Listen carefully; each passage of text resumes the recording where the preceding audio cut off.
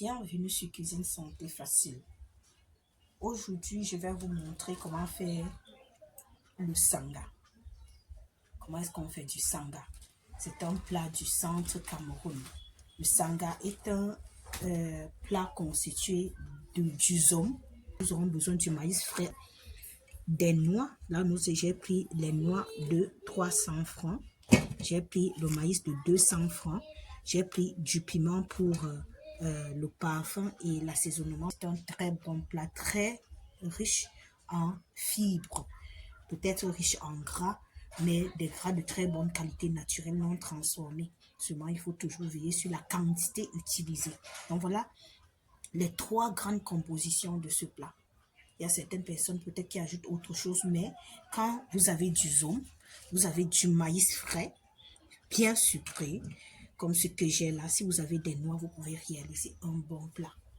Il y a des protéines d'origine végétale qu'on va retrouver dans du maïs, des noix qui vont nous apporter de la graisse, des gras de très bonne qualité encore, ce sera très naturel, c'est très frais, et des légumes qui vont nous apporter des vitamines, la vitamine A, la vitamine B, B9 particulièrement, très riche en vitamine B, très riche en fer et beaucoup, exactement, il y a du fer et des carotènes dans ces maïs. Vous voyez la couleur, vous faites voir qu'on a assez de bêta-carotènes et même dans des noix. Et donc, vous voyez, donc ces noix, non seulement vont jouer sur la peau, ça joue également sur les yeux, sur la vision. Ça, c'est un très bon plat. Également pour les gens qui ont des problèmes de la vue et pour les gens qui ont besoin de plus de vitamines et de manger naturel. Ça c'est un mets tellement naturel. J'adore vraiment manger ce plat-ci. Si certaines personnes ajoutent du sucre, mais moi, je ne recommande pas l'ajout du sucre. Le sucre ajouté modifie le plat et même la composition nutritionnelle du plat. Donc, c'est mieux de prendre ça naturel et de profiter de tous les principes nutritifs contenus dans ces légumes. Donc, nous allons passer à la préparation. Nous allons découper le maïs, nous allons découper les légumes et nous allons faire bouillir les noix, piler, extraire le jus. C'est avec ce jus de noix, comme je disais, que nous allons faire notre assiette. Là, nous allons passer à la préparation des feuilles. Ok, voilà. À la différence, comme je vous ai dit la dernière fois, du zom, de Jab chez Bamoun, on n'utilise pas les tiges. Nous allons couper juste là où les feuilles commencent. C'est juste les feuilles qu'on utilise pour ce plat. Je vais couper comme je fais ici. Voilà. On enlève uniquement les feuilles sans tige. Couper là où les feuilles commencent. Et là, nous avons terminé. Ça, ce sont les feuilles de 300 francs. 300 francs CFA. Parce que ces feuilles sont rares. Nous allons couper comme cela jusqu'à la fin. Ok. Nous sommes au terme de ceci. Nous avons fini de couper nos légumes. Nous avons fini avec les légumes. Nous allons couper le maïs.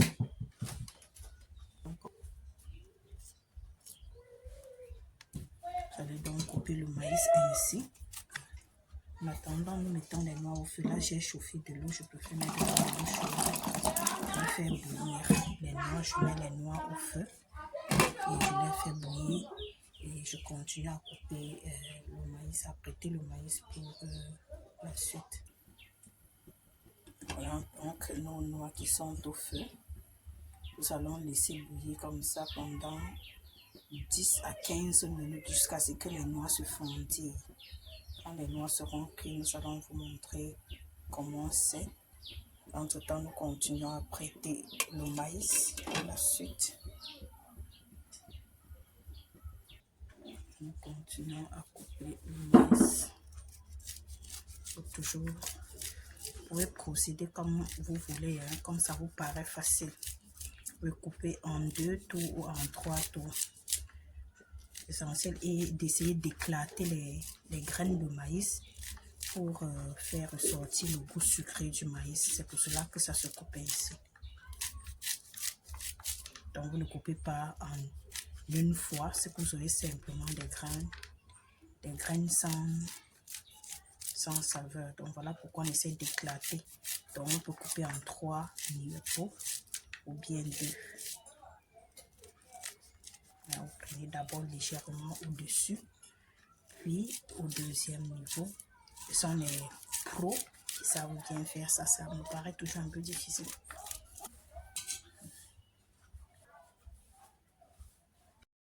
Nous allons contrôler nos noix. Voilà donc les noix ont cuit. Je vous montre comment reconnaître que les noix ont cuit. Quand les noix sont fondillées, ainsi vous voyez les traits qu'il y a sur les noix. J'espère que vous voyez bien. Et les traits là, quand ça commence à se fondiller, quand c'est bien fondillé comme ça, c'est que c'est cuit. Nous allons enlever, passer, faire piler. Et c'est dans ce jus-là que nous allons faire bouillir le maïs. Puis nous allons ajouter les légumes vers le milieu de la cuisson. Voilà, nous allons passer les noix.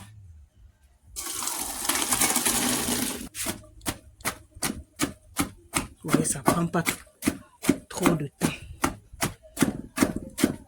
Quand c'est cuit, ça va très vite.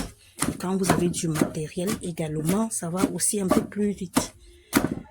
Si les noix se sont refroidies, vous utilisez de l'eau tiède. C'est bon, nous allons laver. Donc, généralement, quand c'est de l'eau tiède, c'est avec la main qu'on lave. C'est avec les mains que vous allez laver. Ce n'est pas avec un matériel quelconque. Donc, vous allez juste faire comme je procède là. Vous allez procéder ainsi. Vous frottez bien. Enlever la pulpe. J'ai déjà passé une seule fois. J'ai rincé maintenant. Je passe une dernière fois. Je vais utiliser la passoire. Là, c'est bon. Je vais enlever maintenant ma passoire. Je vais utiliser.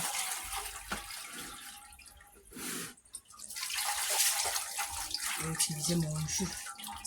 Je vais verser le jus au feu. Je vais poser ça au feu. Je vais y ajouter directement mon maïs. Puis je vais ajouter les légumes. Je vais y ajouter du maïs. Et nous allons mettre le feu. Donc, ça, c'est un plat sans sel. Donc, il n'y a rien d'autre qu'on va ajouter, que ce soit du sel ou bien du sucre.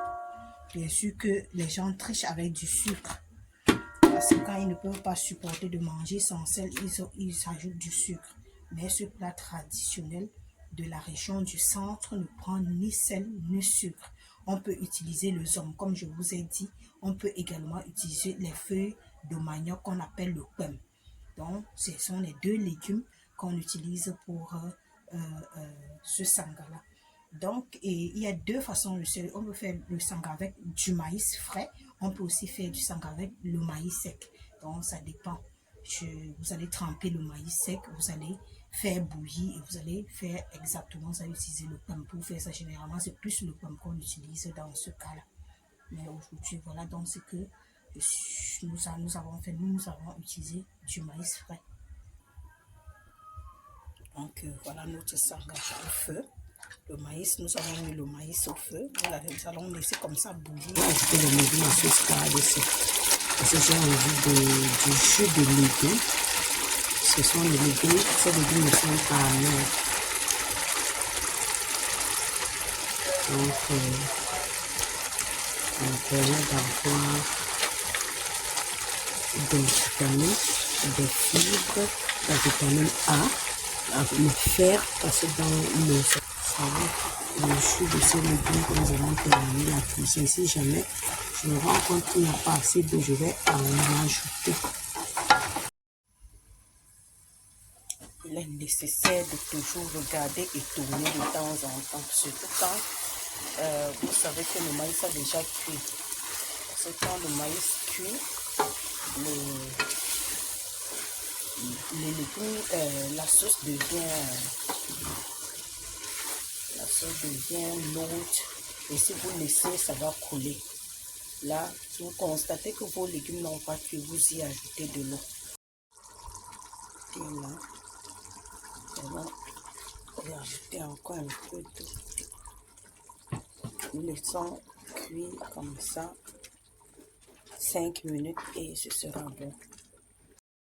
Ok, je crois que c'est bon. Nous allons contrôler ensemble.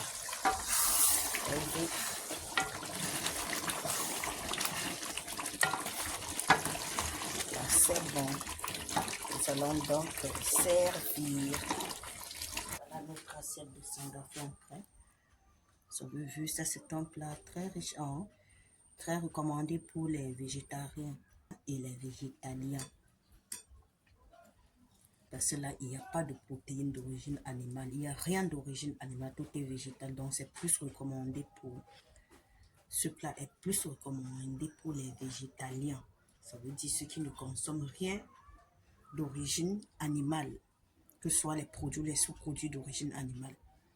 Et c'est aussi recommandé aux végétariens. Maintenant, il faudra chercher d'autres sources de protéines parce que certes, le maïs est riche en protéines d'origine végétale, mais pas assez que le quinoa, pas assez que le soja et les autres. Donc, pour les végétaliens, il faudra compléter. Ça, c'est un excellent plat très riche en fibres, en vitamine B, très riche en fibres, très riche en vitamine A, très riche en vitamine B, très riche en fer, très riche en antioxydants. Si vous avez aimé, likez, partagez, abonnez-vous pour profiter de ce contenu, des autres contenus que nous produisons sur Cuisine Santé Facile. Ok, merci, à très vite pour une nouvelle vidéo.